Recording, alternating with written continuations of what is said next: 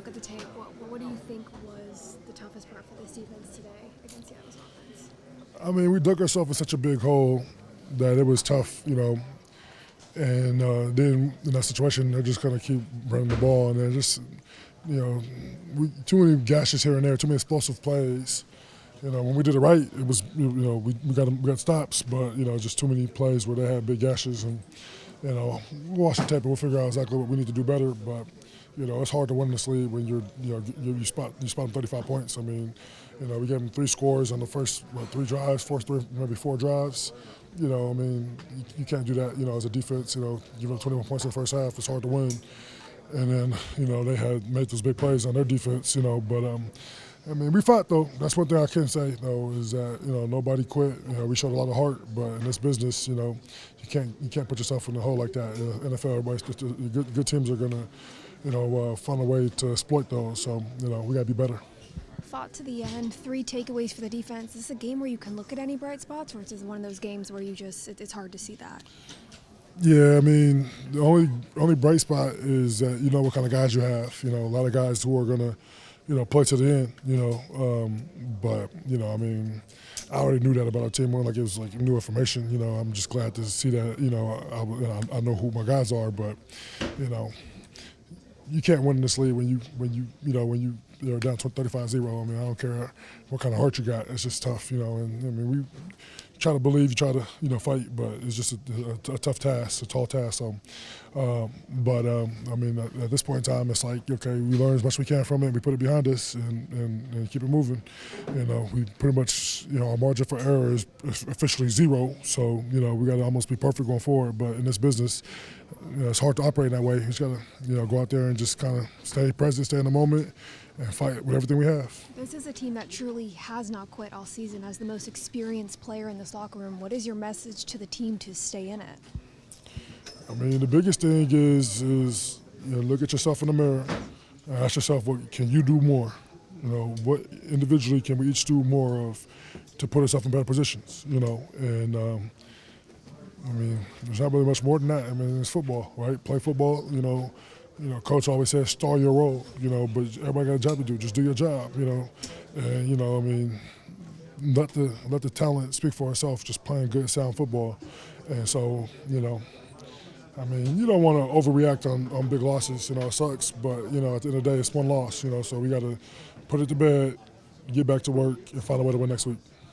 I know the 2 strip sacks obviously made it difficult, but they did also score offensively on their first 3 drives. What do you see going wrong early on for your defense? Yeah, I mean, giving it 21 points in first 3 drives, I mean, that's not ideal.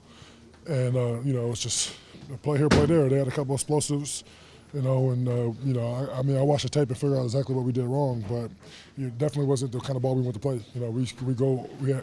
Coach puts us on defense first. That's where we want to be. We expect to get off the field there, not to give up 7. And then, after that, it just kind of snowballed. But, we got to get off the field, get the momentum, get the ball in good field position for offense. And to be the team that we want to be, that's what we have to do. Calais, why did they have so much success winning the line of scrimmage? What do you chalk that up to? Does that just point to them playing more physically than you guys today? Well, I got to watch the tape. I mean, they had 20 yards rushing, so it's kind of hard to say they didn't win the line of scrimmage. But I feel like it was a lot of explosive runs. I think, we had some stout plays, but those explosive runs really hurt us, but it was too many of them, right? It was like 10 of them, I don't know. I mean, we got to watch the tape and figure out exactly, but, I mean, but it's hard to win when you give up 20 yards rushing, It's just, I got to watch the tape and figure out exactly what happened. But I know that as a D-line, we take pride in stopping the run, and when you get beat like that, it's tough. It's just like, I mean, that's not Cardinal football.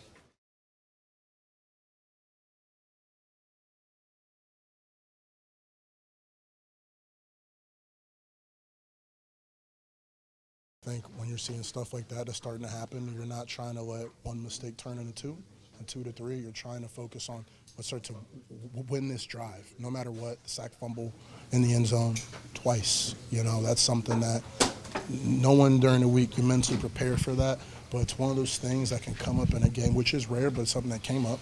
And it's one of those things where you can't allow that to make sort of mope around because the boys got to take the field. You know what I mean? So it's the mindset that we have to stay in that zone and to keep going, stay in that zone because what the other team wants is that they want that to demoralize you, to make you take the field with less energy, with less juice, to drive down the field. So we're trying not to let that shake what we were trying to get going, On both of those plays, a lot of attention was given to Leonard Williams. How much of the game thing was given towards slowing the down? Yeah, we definitely had some plans for him, but again, we played him earlier this year.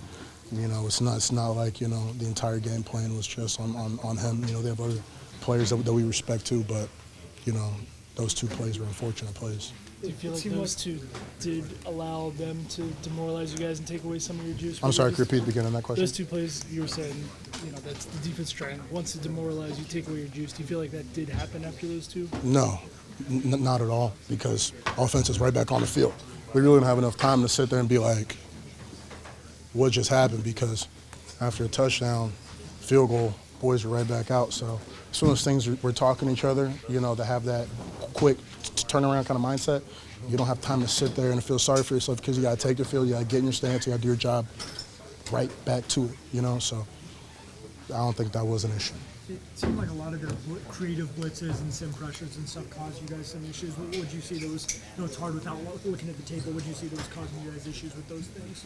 Again, that's something that's going to be a tape thing. Once we sit, we talk, we get in the room, talk about the communication on what decisions were made and about just making sure everybody was where they had to be, But right now, I think that's something we'll probably find out on the plane and open the iPad and see what's going on. How hard is it? You guys had 7 guys leave within their stay. How hard is it to see so many teammates go down in one game? Yeah, that's very hard to see, especially when a lot of your top guys are the ones that are starting to go down, the ones that you need throughout the season. I think it's one of those things where you're starting to wait for, not wait, but you're starting to try to talk to the people that are going to start to come in the game next, remind them how much that we need them to continue that role, to do their job, to keep the standard. So, again, there's going to be a lot of guys who now have to step up to do their job depending on how long certain guys are out,